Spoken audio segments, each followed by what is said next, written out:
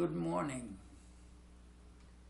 This series of classes is conducted by Swami Tattwamayananda, a senior monk of the Ramakrishna Order of India, who is currently the minister in charge of the Vedanta Society of Northern California in San Francisco, a center which was founded by Swami Vivekananda in 1900. Swami Tattwamayananda has served at various centers of the order, in India as editor and publisher and as teacher of Sanskrit and of the classical texts of the Vedanta philosophy in the light of Sri Shankaracharya's commentaries. Before coming to the United States in 2012, he was teaching at the Ramakrishna Order's monastic training center at Bilur-Math in India. The Swami received a traditional education in Sanskrit and Vedantic scriptures, as well as an excellent modern university education, specializing in English literature, Western philosophy, and European history. He is frequently invited for lectures on yoga, Vedanta, and traditional Hindu scriptures. He is currently giving weekly classes on the Yoga Sutras of Patanjali using the classical commentaries. These classes are being recorded in audiovisual format and are available online. This present series of classes on the Bhagavad Gita that is begun today is intended for all those who know a little Sanskrit, but who have not had a chance to study in the traditional way under a teacher conversant with the disciplines of Nyaya, Vedanta, Vyakarana, and Mimamsa. It is through concentrated study for a long period in this way that traditional teachers have been able to preserve and transmit to future generations the wisdom inherited from their forefathers. We are honored and happy to be able to present these ancient teachings in a modern format in this series of classes. The Bhagavad Gita is considered to be of the stature of an Upanishad, and it is in that spirit that this series of classes is begun. It is fitting that this ancient scripture should be studied in this traditional way.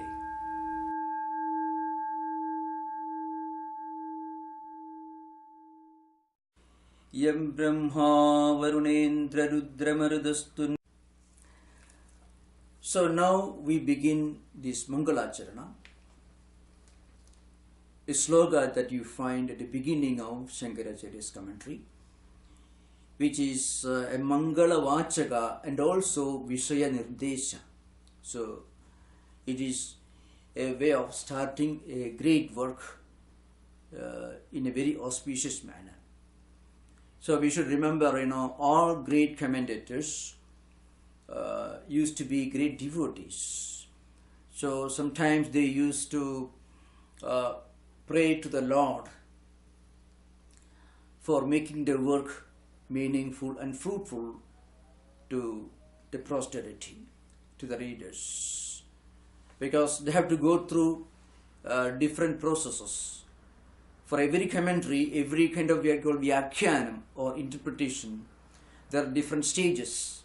So without God's grace, it is not possible for even a great scholar to be accurate and precise in his interpretation of a text. So padachedo padarthoktir vigraho vakyayojana akshayapascha samadhanam vyakyanam shadvidham matam.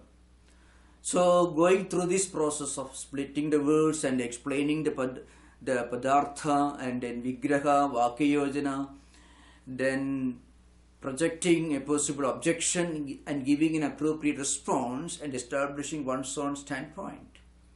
All these require something beyond human scholarship. It also requires God's grace. So the first part of the Bhashya work is maṅgalācaraṇa. And it also contains Vishaya Nirdesha. You find Nārāyaṇa, the word is used. Om nārāyaṇaḥ paro'vyaktādaṇḍamavyaktasambhavam aṇḍasyāntastvime lokāḥ saptadvīpā medinī. This is the maṅgalācaraṇa. So maṅgalācaraṇam itself is very important, and it is got a special relevance in Vedantic tradition. So Prakāśātmayadi says, Sarvada sarvakareshu nasti tesham amangalam yesham kridistho bhagavan maṅgalāyatano hari. So in many of the texts, maṅgalācaraṇam also includes Vishaya Nirdesha. So here the word used is Nārāyaṇaḥ. The maṅgalācaraṇa sloka begins with Om, which is Pranava, and the word Nārāyaṇaḥ is used. Apo nāra iti prokta, apo vai narasūnavaha, ayanam tasyata purvam tena nārāyaṇa smrtaha. So, Nārāyaṇa is the abode and also the ultimate destination of human existence. Ayanam means gati. So, Nārāyaṇa is the ultimate reality. And this avyakta, prakriti, it evolves from Nārāyaṇa. So Nārāyaṇa para is the Vishaya Nirdesha. In this context, maṅgalācaraṇam also includes Vishaya Nirdesha. So the maṅgalācaraṇa sloka here is Om nārāyaṇaḥ paro'vyaktādaṇḍamavyaktasambhavam aṇḍasyāntastvime lokāḥ saptadvīpā medinī. This is the Mangala sloka in the Shankara Bhashya. Here, the first line is Om nārāyaṇaḥ paraha avyaktād. That's the first part. Om is the most auspicious sound symbol in Vedantic tradition. Om is Pranava, and it is supposed to be the essence of the whole Vedic philosophy. Veda Sara Sarvaswam is Om. The word Nārāyaṇa is very important here. Nārāyaṇa here stands for Paramatma, Ayanam Gatihi.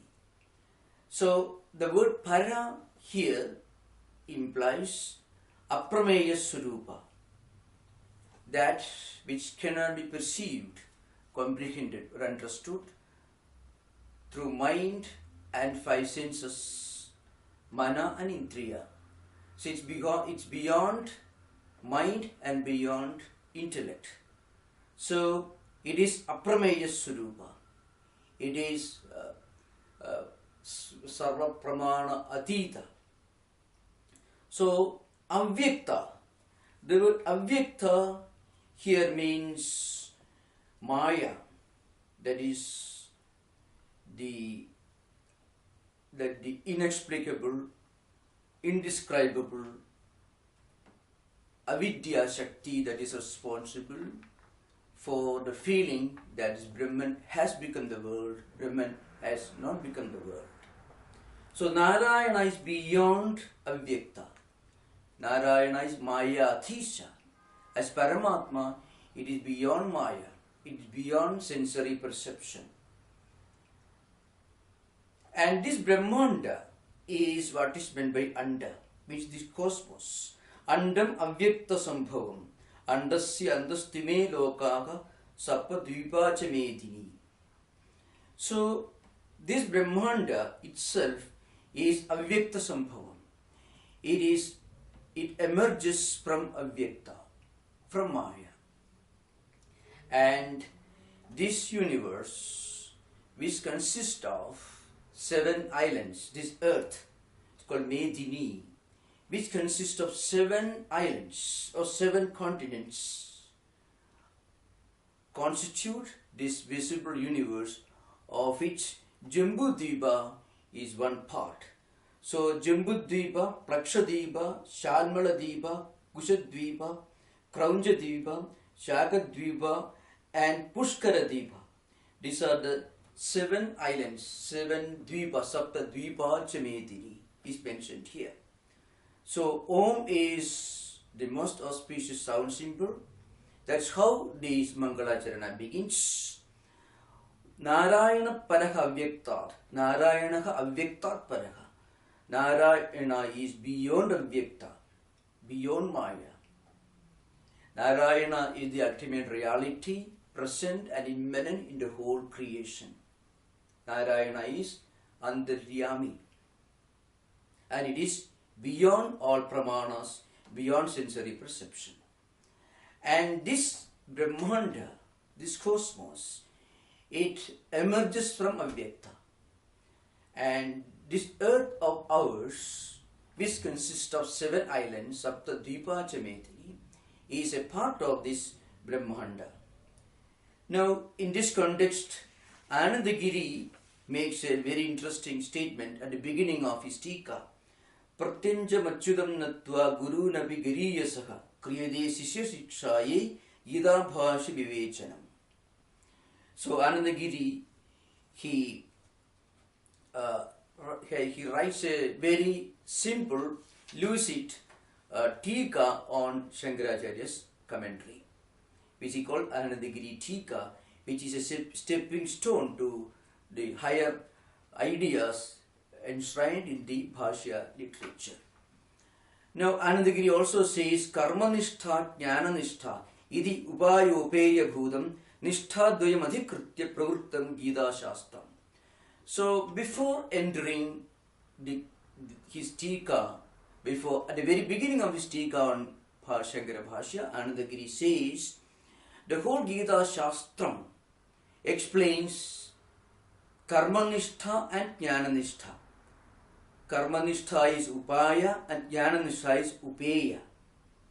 So the whole Gita is an exposition of Vaidika Dharma, which consists of pravritti and nivritti, which we are going to discuss in detail in the coming days.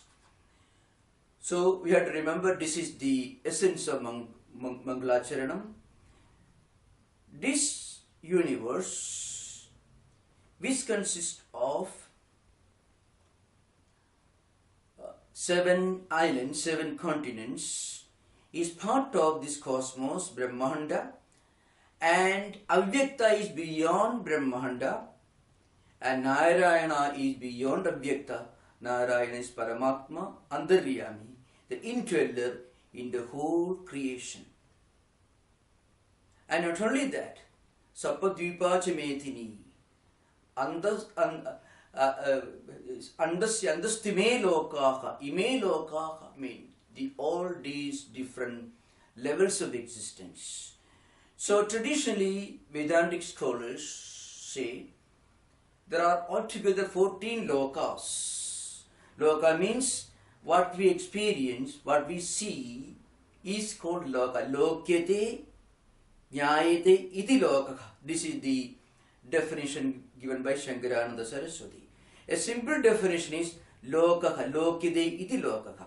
Whatever we see, whatever we experience, the whole creation consisting of different levels of consciousness, 14 lokāḥs, constitute this Brahmanda, and this Brahmanda is an evolute of avyakta, and Nārāyaṇa is the Paramatman, the aṇḍasyāmi, the spiritual reality, the divine spirit present in everything, is the origin of everything. And of course the traditional scholars speak of 7 higher celestial regions including earth and 7 lower regions, 7 urdhaloka and 7 atholoka. Bhu, that is this earth of ours, bhuva, suva, maha, jana, tapa, satya. These are the 7 lokāḥs.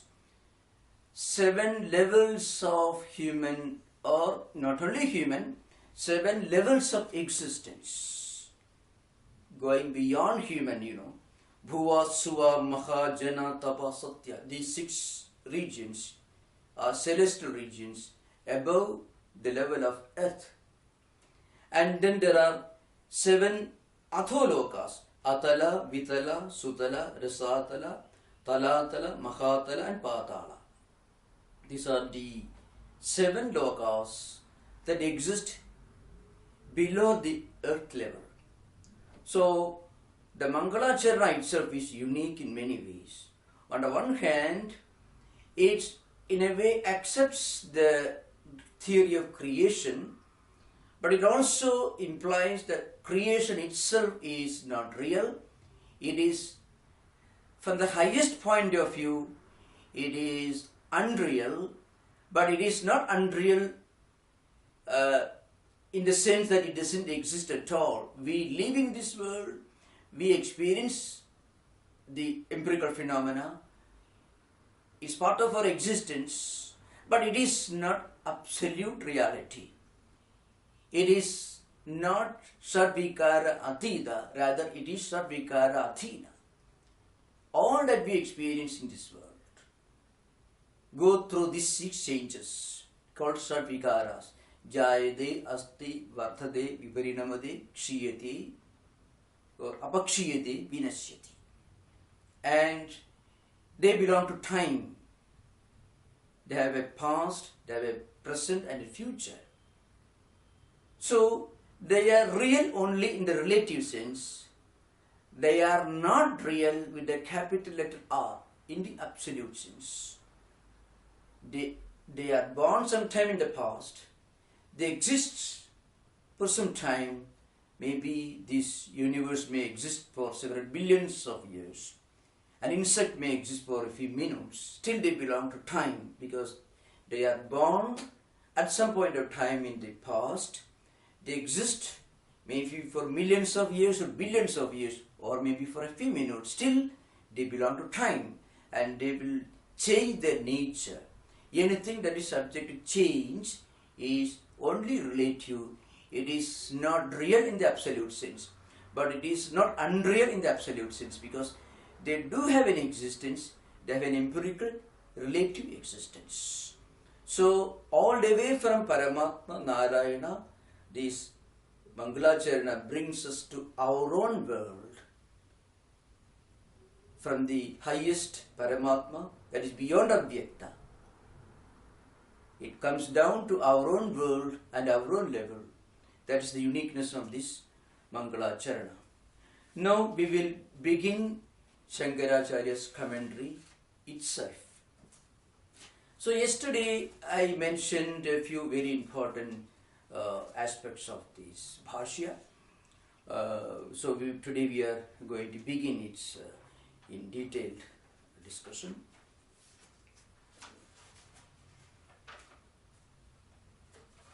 So a few more important points to remember. This Bhagavad Gita as we read today has got altogether 700 verses divided into 18 chapters. They are taken from the Bhishma Parva of Mahabharata. It is a gigantic classic, around 100,000 verses. 18 chapters are from 25th to 42nd chapters of Bhishma Parva. And as I mentioned, there are 700 verses, but there are some scholars who would say that it contains 745 verses. They quote a pramana from the 43rd chapter of Mahabharata. That means Bhagavad Gita ends with the 42nd chapter of Bhishma Parva, but on the 43rd chapter there is a verse, Shat-shatani samvishani shlokanam praha keshava Arjuna saptapanjashat saptasashthim tu sanjaya. This is only for academic interest, so we go straight to the Bhashya now. So Bhagavan Srishtva idam jagat tasya cha sthidin chikirsuhu Marichadin agre Srishtva prajapadin pravritti lakshanam dharmam grahayamasa vedoktam. So at the beginning of this, what is called Ubodhgata. So Ubodhgata means introduction or preface. So at the very beginning of the Ubodhgata, which is a preface or introduction to the Bhashya proper, Bhashyagara wants to bring out one central point. Vaidika dharma is twofold. One is pravritti dharma, the other is nivritti dharma. In a way, it reflects the natural spiritual evolution of humanity. Those who are more contemplative in nature, those who are born with higher spiritual characteristics because of their spiritual practices in the previous life, will have a natural tendency to move away from worldly obligations, not because they want to avoid them, but because they look upon them as something secondary. So, if a person feels that he doesn't need worldly enjoyments because he is naturally inclined to contemplative life, more is a tendency to move away from the active social work and different kinds of activities meant for acquiring means for empirical enjoyment, pleasure. There are people like that who are spiritually evolved. They won't care for this world. They have a natural tendency to lead a contemplative spiritual life. They transcend that level, not that they reject it, but they transcend, they go beyond it. That's a higher spiritual culture that you find among a small group of humanity. That is what is called nivritti dharma. But that's an exception. Pravritti dharma is a natural human tendency to acquire artha and kama, means for enjoyment and enjoyment of the desires, fulfillment of the desires. So based on the principles of dharma, they work hard to make money, to acquire wealth, to enjoy this world. Nothing wrong in it. That's the nature of the majority of humanity. It is called pravritti dharma. So the Bhashyagara first brings out this very important aspect of human spiritual evolution. Those who are highly evolved, those who are naturally, instinctively interested in leading a spiritual life, in contrast to the natural human tendencies for acquiring wealth and enjoying this world. These people who are contemplative in nature, they are the followers, or they are the one who deserve to practice nivritti dharma. It is not a matter of choice, it's a matter of spiritual evolution. We cannot just choose the way we go to a shop and choose whether we want orange or apple. It's not a matter of choice or our preference. It's a matter of our spiritual evolution. You cannot go and sit in a higher class in the university because you like it. You should have acquired the necessary qualities so that you become fit for higher education. Then only you'll be allowed to go to a bigger university, higher university. So it's not a matter of our choice or preference, it's a matter of our fitness, spiritual fitness. So that's the subject we are going to discuss at the beginning of the Bhashya. So Bhagavan Srishtva idam jagat. So Bhagavan idam jagat Srishtva. Bhagavan is the Lord. We already discussed in an earlier session, who is a Bhagavan? Bhagavan is a divine spiritual personality. It could be an incarnation or could be a highly evolved spiritual person. So they are endowed with, such persons are endowed with 6 spiritual qualities. Not only spiritual, they are endowed with 6 unique attributes. Aishwaryasya samagrasya dharmasya yasasa sriyaka jnana vairagyyoschaiva shannam bhaga iti iritaha. So Aishwarya, they may not necessarily be wealthy in the worldly sense, but they will be fully contented, inner contentment, divine contentment. So poverty is actually, it manifests in the form of dissatisfaction, depression, discontent. And Aishwarya is a state of, or a situation where you are fully endowed with all that you need. You are not in need of anything. Dharmasya esasa sriyaka. And such a divine person, a Bhagavan, will be the embodiment of dharma. He will be established in dharma. And he will have kirti. And he will have splendor. And he will have higher spiritual wisdom, jnanam. And he will have total detachment, non-attachment, renunciation. They may have everything, but they won't be attached to anything. Shannam bhaga iti irita. These are the 6 characteristics that constitute the 6 bhagas. And a divine person, naturally such a person will be a divine person, who is endowed with these qualities is Bhagavan. So that's why we call Bhagavan Vishnu, Bhagavan Shankaracharya, Bhagavan Buddha, we call maybe Jesus Christ can be called a Bhagavan in the sense that a highly spiritually evolved persons could be called Bhagavan. Because this vairagya, dispassion, a strong sense of non-attachment or renunciation, coupled with higher wisdom, is possible only for highly evolved persons who are highly evolved spiritually. Vairagyasya atha mokshasya shannam bhaga iti irita. This is another version.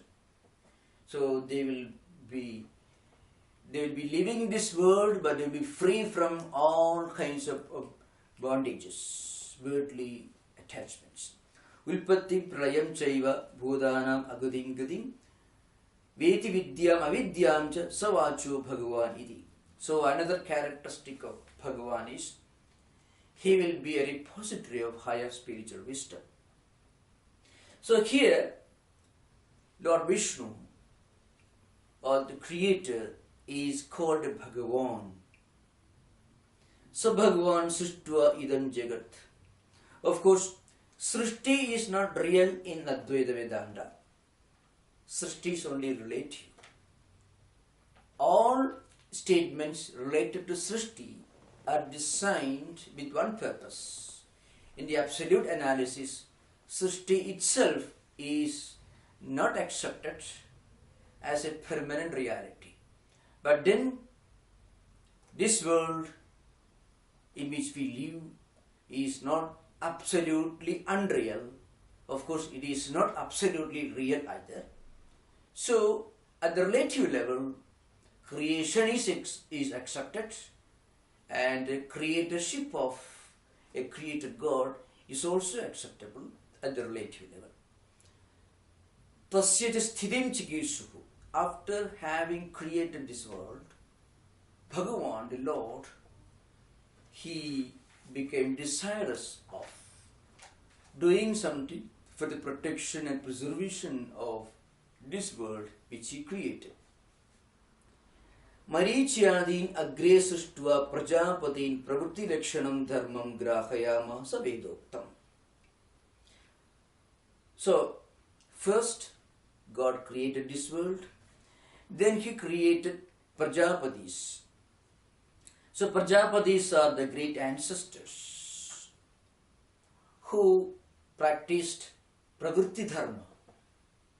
So in actual practice, pravritti dharma means you follow the path of dharma and you go through the natural process of acquiring wealth, becoming part of a family, performing your family obligations, social obligations, and then finally,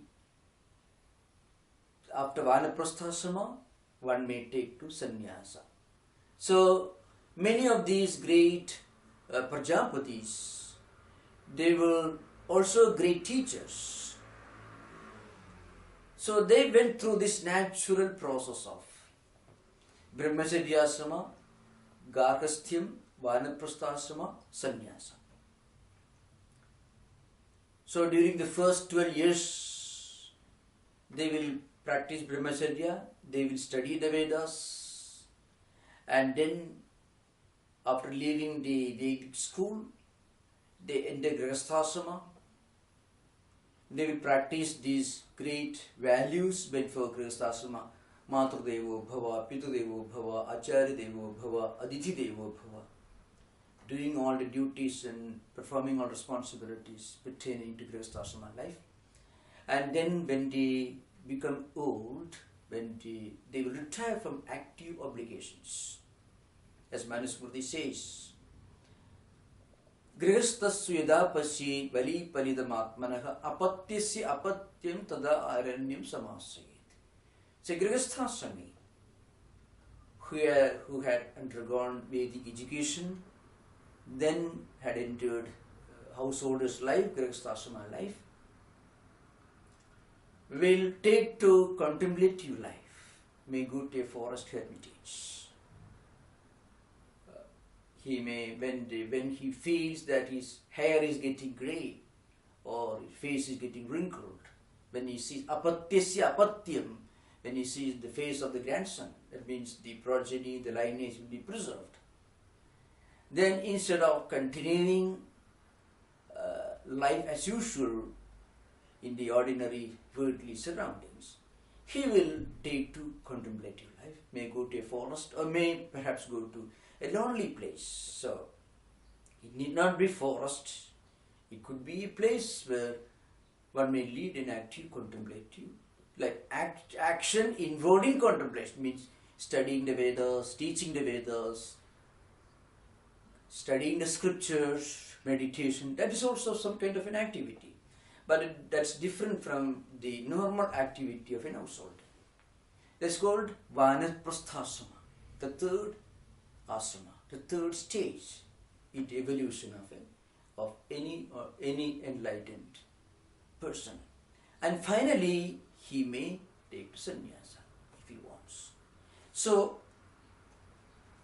the Bhashyakara says, God first created this world, then he was desirous of doing something for its preservation.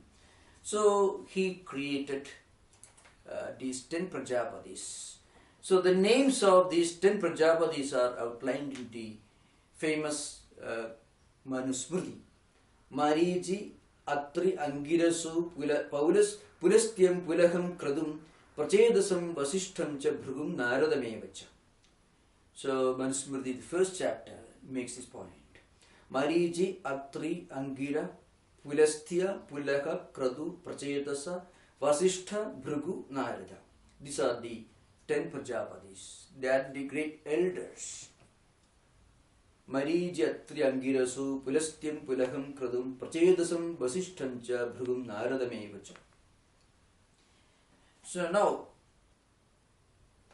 by creating Prajapatis, the Lord has done enough to preserve pravritti dharma tradition.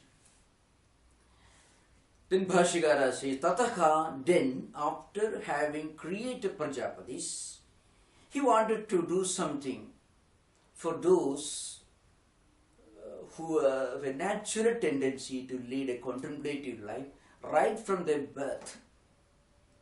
Tataha anyan cha sanaga sanantanadin utpadya nivritti lakshanam dharmam jnana vairagya lakshanam grahayamasa. So, after having created the 10 Prajapatis, the Lord created Sanaga, Sanatana, Sanatkumara and Sanantana. So, Sanaga, Sanantana, Sanatkumara and Sanatana. So, these are the 4 great sages who preserved the Nivritti Lakshanam. That is, Sanaga, Sanantana, Sanatana, Sanatkumara. And then he taught them not Pravritti Lakshanam Dharma, but Jnana Vairagya Lakshanam Dharma. So Nivritti Dharma is called Nivritti Dharma. So Nivritti Dharma was taught to Sanagati. Sanaga, Sanantana, Sanatana and Sanatkumara. These great sages were taught Nivritti Lakshanam, Jnana Vairagya Lakshanam Dharma. That's the idea behind. And then he sums up the whole process. Dividhohi vedokto dharmaha pravritti lakshano nivritti lakshanascha jagadasthiti karanam praninam sakshad abhyudaya nisrayasa hetuhu yaha sadharmo brahmanadihi varnibhihi asamibhihi cha srayorthibhihi anushtiyamana. This is a very great statement, a famous statement. Dividhohi vedokto dharmaha pravritti lakshano nivritti lakshanascha. So here Vedokta Dharma should be taken to mean the very natural cultural tradition of humanity. Because you find in all countries, in all cultures, you find these 2 types of people, 2 trends. Of course, those who practice Nivritti Lakshana Dharma, it's Jnana and Vairagya, are very, very few, and maybe in some cultures it may not be even acceptable. I mean, if somebody takes to contemplative life right from early childhood, it may not be acceptable in certain traditions. But in Vedic tradition, it was acceptable. So, Baladva, that is Brahmacharyadva, Baladva, Grihadva, Vanadva, yad akhareva virajit, tad akhareva pravrajit. So, Baladva or Brahmacharyadva, Grihadva, Vanadva, yad akhareva virajit, tad akhareva pravrajit. If a person feels enough with this world, I don't want to work hard, to acquire money, billions of dollars, putting all the money in the bank and taking sleeping pills every day, suffering anxiety and depression. I don't want. And going through these endless cycles of birth, life, death and rebirth. There are people, those who have reached a higher level of spiritual evolution. They get this higher wisdom. They feel enough of this cyclic rotation. That's what Buddha calls praditya samutpada, going through these 12 link cycles of birth, life, death, and again rebirth, continuing the same game. A wheel out of which we never come out. So people who are highly evolved due to their good karmas or spiritual sadhanas in their past life are born with a natural tendency of total non-attachment, dispassion and a sense of renunciation towards the world and worldly comforts. They are fit for the practice of Nivritti Lakshanam Dharma, Nivritti Dharma. This is natural for those who are highly evolved. So, Bhagavan Bhashyakara says, Dividhohi vedokto dharmaha pravritti lakshano nivritti lakshanascha jagadasthiti karanam. This twofold Vaidika dharma is the central foundation, is the very foundation of the preservation and continuation of higher culture and higher civilization. Praninam sakshat abhyudaya nisrayasa hetuhu. Abhyudaya means dharma, artha and kama, and slowly, finally, evolving, progressing towards moksha. That is, you may work hard to acquire wealth, the means and tools for enjoying this world. But you do not deviate from the path of dharma. That's called abhyudaya.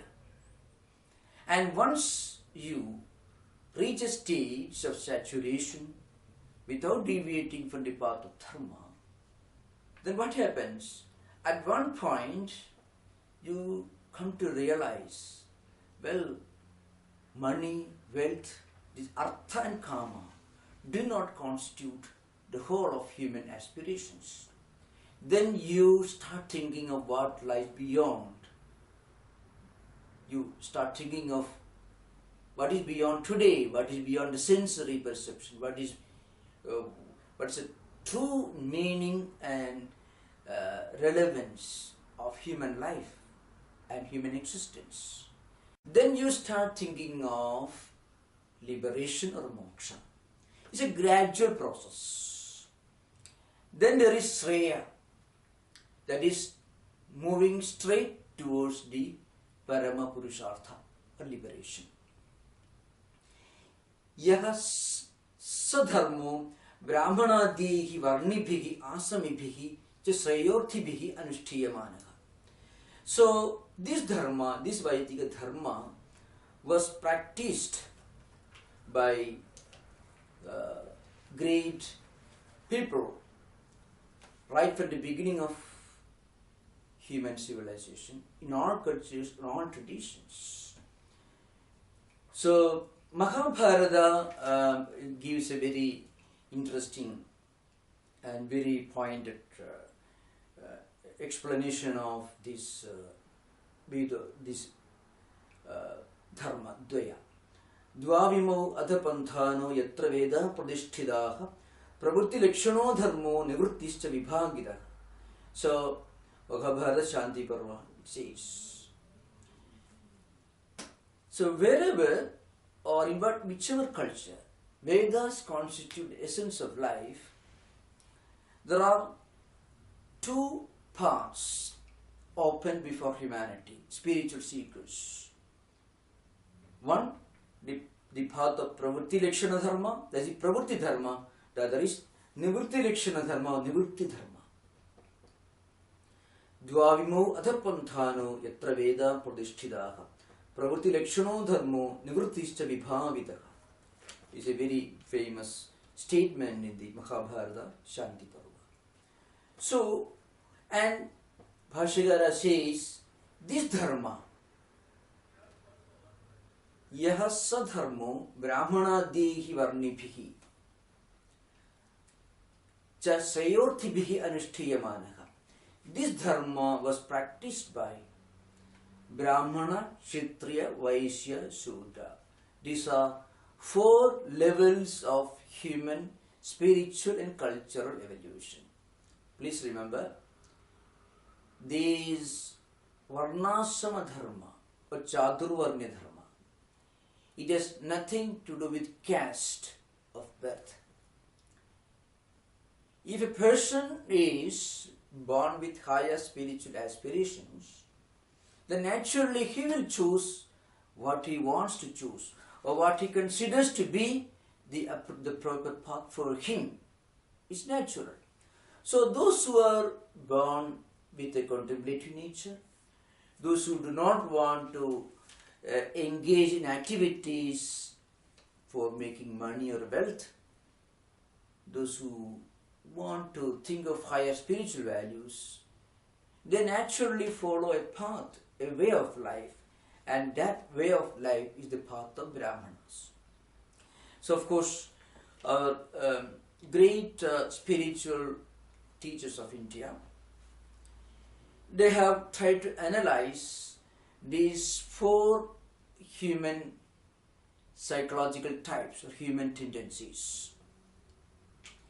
Human tendencies and temperaments and characteristics are analyzed according to sattva-guna, rajo-guna and tamo-guna. Those who are naturally endowed with or with a tendency to study to learn, to contemplate. They may have a predominance of sattva-guna. And those who are active by nature may be interested in adventurous activities, joining an army or the police, law enforcement. They will have a different temperament. Such people may be called kshatriyas. Then there are people who are born with a natural tendency, genius for making money by trade, through business. They may be called kshatriyas. And there are those who may not belong to any of these categories. Such people may be called Shudras. So we have to remember, there is no such thing as a birth-based Chadurvarnya Vyavastha in Vedantic tradition. Of course, maybe due to the influence of Smritis and Puranas over the centuries, classification of humanity based on natural instincts and spiritual qualities and cultural attainments became a birth-based, highly regimented, rigid system, which is responsible for what it later became. It became casteism.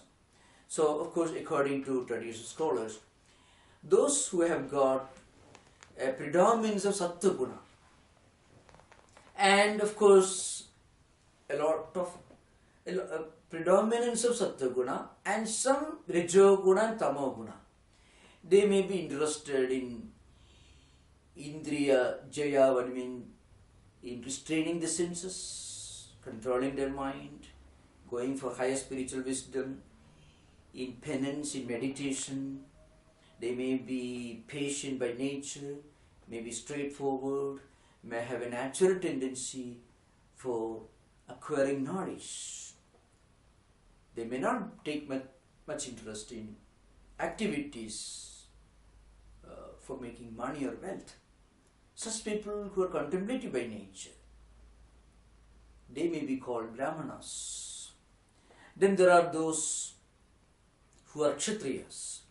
They may have predominance of rajoguna and also some sattva-guna and a little tamo-guna. Such people may be endowed with courage, bravery, efficiency, and then of course strong determination, iron determination, willingness to make willingness to part with their wealth for the good of others. So such people are called kshatriyas. A predominance of rajoguna, with some sattva-guna and some tamo-guna. Then the third category, they have a lot of rajoguna and tamo-guna and also some sattva-guna. They may be interested in making wealth, in trade, in business. They may be very active in those professions. They may be born with that tendency. So people who are born with that tendency may be called Vaishyas. Then there are those who may not have any of these tendencies. They may be naturally withdrawn, not because of wisdom, but because of inertia, laziness, or indifference, total lack of interest in any noble undertaking. Such people may be called Shudra. They may have tamoguna pradhana. They may be interested in doing some external manual work, nothing beyond that. They may not have any higher aspiration. So these four groups are four levels of human psychological types based on their natural tendencies, instinctive tendencies. It has nothing to this structure. This classification has absolutely nothing to do with birth. That's an important point, remember. So Shankaracharya says the whole humanity who belongs to any or all of these types, maybe in the same family there could be people with highly contemplative type like brahmanas, maybe more active, dynamic, efficient, brave, maybe kshatriyas, and also those traders, vaishyas, and so on. So this Vaidika Dharma is meant for the whole humanity who belongs to these different psychological temperaments.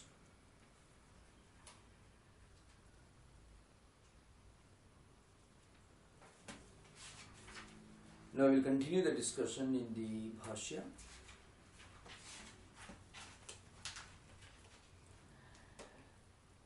Now, Bhashyakara wants to explain a very important part of this Vedanta Dharma.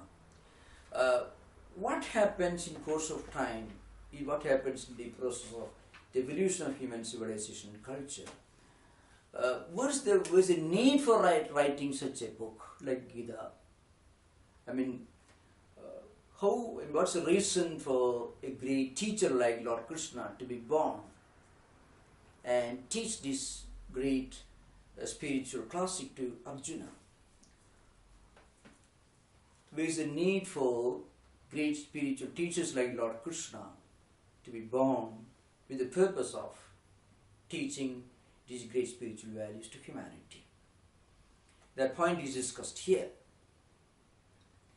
Dirghena kalena anushthātrinam kāmodbhavat hiyamana viveka vijnana hetukena adharmena abhibhuyamane dharme pravardhamane cha adharme jagatah sthitim paripipalayishuhu sa adikarta nārāyaṇaḥyo vishnuhu bhaumasya brahmanattasya dakshanatham devakyam vasudevat amsena krishna kila sambhabhuva. So what happens to dharma in course of time? If the Lord had created this Vaidika Dharma, which is twofold, pravritti dharma, nivritti dharma, then why should there be problems in this world? He created 10 Prajapatis first and then Sanagadeka later. Prajapatis were supposed to practice pravritti dharma, and Sanaga, Sanatana, Sanat Kumara and others expected to practice nivritti dharma. There was a need for a scripture like this to be taught by Lord Krishna to Arjuna, and there was a need for such an incarnation. What's the meaning of an incarnation? Why should there be great spiritual teachers in this world? Why are they born from time to time in different cultures and different traditions? That point is discussed here. So, dirghena karena anushthātrinam kāmodbhavat hiyamana viveka vijnana hetukena. So, what happens is, when people who are supposed to practice Vaidika Dharma, or people who are known to be practitioners of Vaidika Dharma, when they deviate from that Vaidika Dharma, then what happens? Dharma itself may be misunderstood or misrepresented. If those who openly reject Vaidika Dharma do not practice it, it's not going to affect the tradition. But when those who are supposed to be practitioners, or those who are supposed to be the representatives of Vaidika Dharma, deviate from that tradition and do things which are detrimental to the teachings of Vaidika Dharma, then what happens? People start developing misunderstandings. Vaidika Dharma itself gets misinterpreted and misrepresented. A great distortion takes place. So, when such a situation arises, dharma will slowly fade away, and in its place, adharma will begin to prosper. That's a very serious crisis. Then the Lord Himself takes a human birth, and then He may live the life of an ordinary person, but it will be a combination of the human and the divine. He may have the human form, may be born as the son of a father and mother, his parents may not be extraordinary beings, but gradually they will begin to develop some divine attributes. They are called avatars, they are called incarnations, special manifestations of God or the divine reality. And they bring forth the best of the traditional spiritual wisdom that is slowly beginning to be misinterpreted, and then they practice it, then they reinterpret and they hand out to the humanity. So that's how an incarnation becomes a mighty instrument in the hands of destiny for the preservation of the higher spiritual heritage of humanity. Yada yada hi dharmasya glani bhavati bharata apyutthanam adharmasya tadatmanam srijamyakam. So wherever there is a decadence of dharma due to the mad practice or the hypocrisy of those who are supposed to be practitioners of dharma, and as a consequence adharma may also begin to prosper, then that's the right time for the Lord to be born as a human being, blending in his personality the best of the human and the best of the divine, and he brings forth the best from the traditional wisdom of Vedas. He will practice in his own life and will hand out the posterity. That's how he preserves the Vaidya Dharma. This has happened in the history of Sanatana Dharma a number of times. Dasavataras and other great spiritual teachers. Dirghena kalena anushthātruṇāṃ kāmo bhavat. Here, anushthātruṇāṃ is mentioned here. Literally means, those who are practicing. Actually, they do not practice. They are supposed to be practitioners. Or they go by that name. Or others may be under the delusion that they are the true representatives of Sanatana Dharma, but actually they may fail in their role. Due to this problem, what happens? Kamodbhava, they become selfish. They start working for fulfilling their own selfish desires. Selfish desires begin to emerge in their mind. Then what happens? Viveka and Vijnana they begin to take a back seat. They begin to decline, and in direct proportion to this, there's an increase of adharma. Then the Lord begins to worry about the preservation, about the destiny of humanity, and he wants to preserve it, protect humanity. Then what happens? He takes birth as a human being, and we call them avatars or incarnations. So there is an interesting expression here. Jagadasthitim paripipalayishuhu sa adhikarta nārāyaṇaḥyo vishnuhu bhaumasya brahmano brahmanattasya rakshanārtham. Actually, this is a restatement from Mahabharata. In the Shanti Parva, Yam Devam Devaki Devi Vasudevat Ajijanat Bhaumasya Brahmano Guptai Deepta Agnimivarani. So Shankaracharya has taken, most probably he may have taken this idea from the Mahabharata. So Bhaumasya Brahmano Brahmanattasya Rakshanārtham is a much more beautiful description of this phenomenon than what you find in the Mahabharata. So, Devakyam Vasudevadam Sena, Lord Krishna was born. If you look upon him as a human being, he was born as the son of Devaki and Vasudeva. So, this one word, Kila Sambabhuva. So, that should be understood in the context of Advaita philosophy. Advaita philosophy traditionally doesn't accept avatars. But it does accept the possibility of some highly endued spiritual personalities taking birth. At the empirical level, we cannot roll out what we experience. All people are not of the same type or the same spiritual attainments.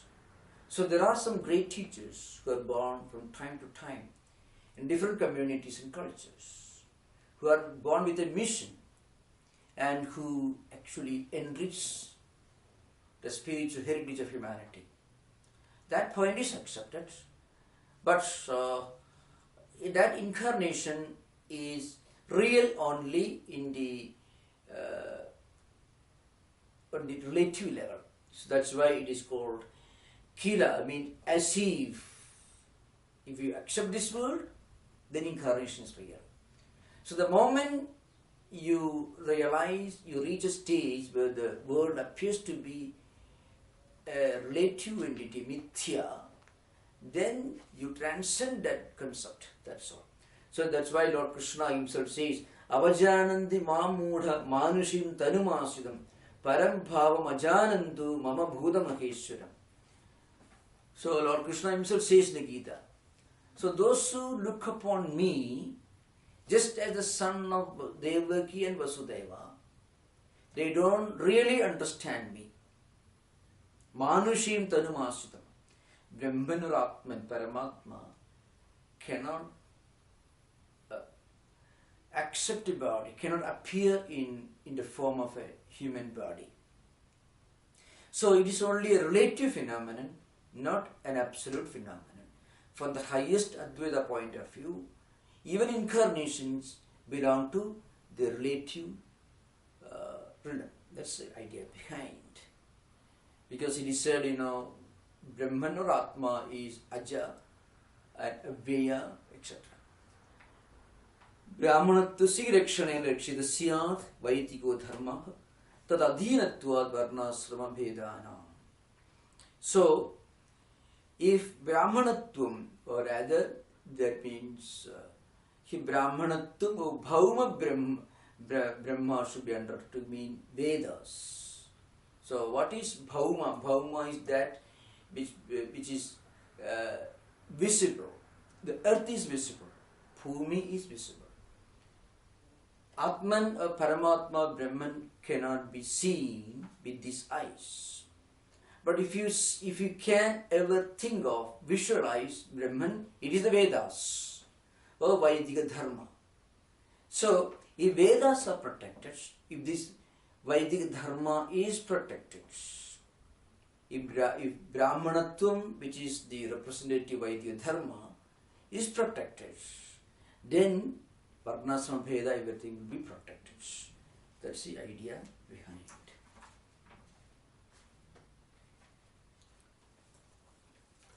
Now Bhashyakara continues. Sacha Bhagavan Jnana Aishwarya Shakti Bala Vigya Tejo Visada Sampannaha Trigunatmikam Vaishnavim Swam Maya Mula Prakritim Vashikritya Aja Avyaha Bhudanam Isharaha Nitya Suddha Buddha Mukta Subhavaha Apisan Swamaya Dehavan Iva Jada Iva Cha Lokānagriham Kurvan Iva Silekshate. So, Bhashyakara himself will explain Achindya Prabanja Rajana Shakti Prakriti Maya, etc. So, it is explained here. Sacha Bhagavan Jnana Aishwarya Shakti Bala Vigya Tejo Visada Sampannaha. Because he is Bhagavan, Aishwarya is Samagrasi, etc. We already described earlier. Sada Sampannaha. So, if the Lord, if God is endowed with all these bhagas, then why should he be born?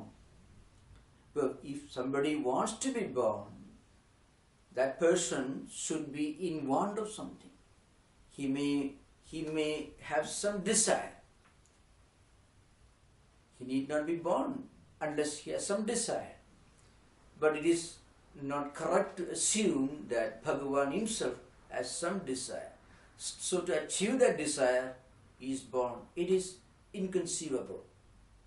So that's why it is said, it mentioned here, Ajaha Amveyaha Bhudanam Isharaha. Vishnu is Aja. Aja means Sadvikara Adita. jayade, asti, vardhade, viparinamade, apakshyede, vinashyati. These are the षड्विकाराs.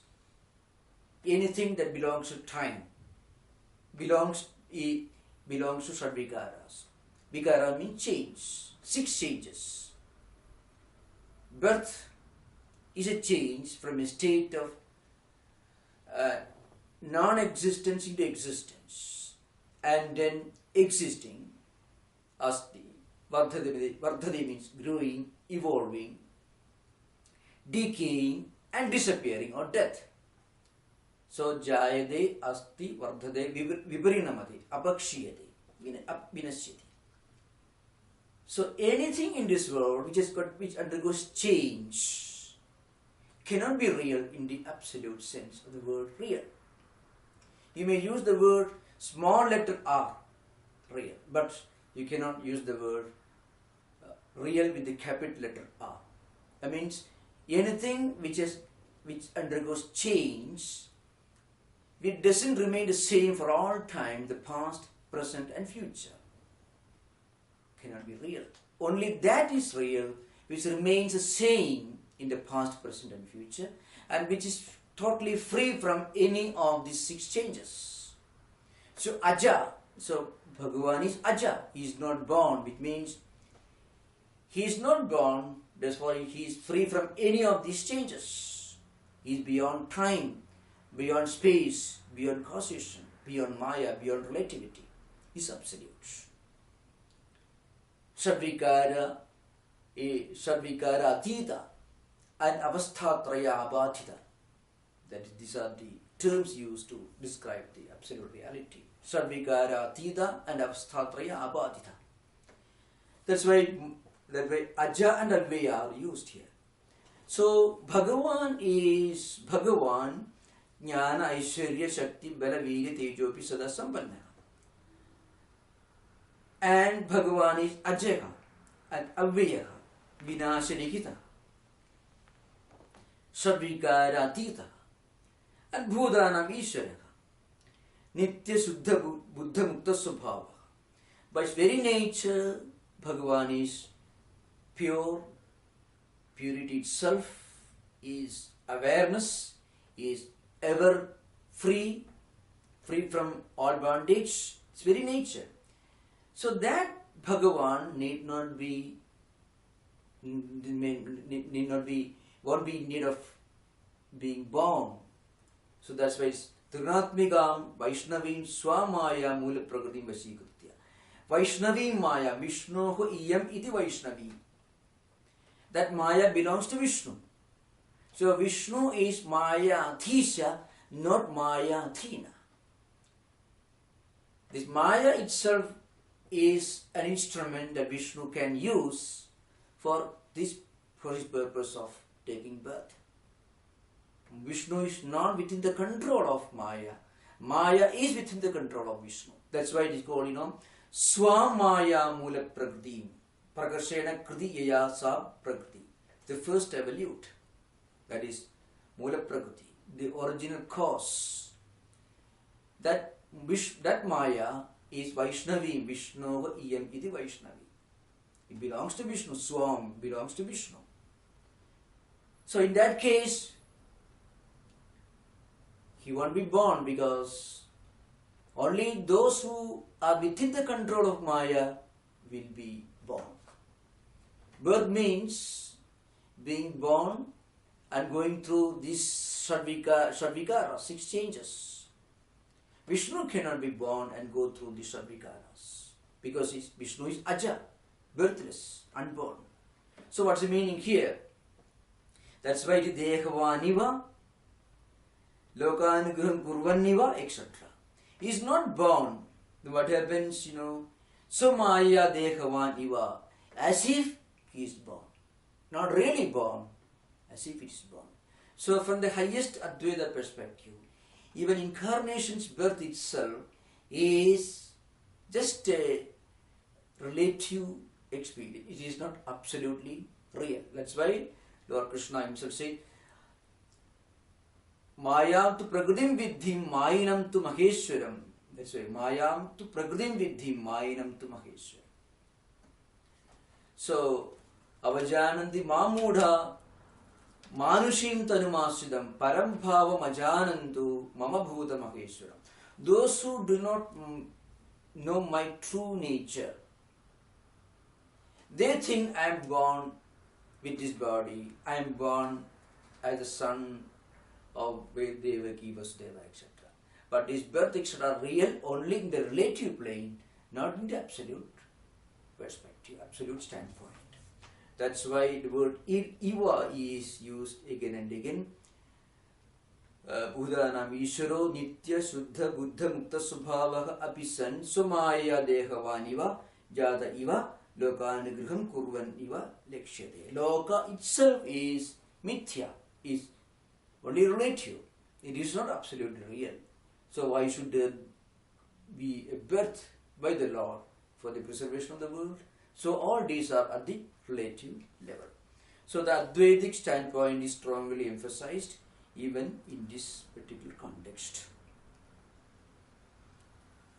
Now we will continue the discussion with Bhashya. That's why Lord Krishna is Bhagavan, as I mentioned already. Jnana Shakti Bala Aishwarya Virya Tejam Seseshataka Bhagavad Saptadvīpā Bina He Gunadibhi. So, Lord has got all these characteristics: Jnanam, Shakti, Bala, Virya, Aishwarya, Teja, etc. There is nothing to be rejected or given up. Everything is complete and perfect in the highest degree of perfection in the Lord. So, still that Lord is born. That's why he said he doesn't need anything. Still he takes birth at the relative plane for the preservation of the world, which is at the relative plane. It's real only in a relative sense. Om Shanti Shanti Shanti Harihi Om Tat Sat Sri Ramakrishna Namaste.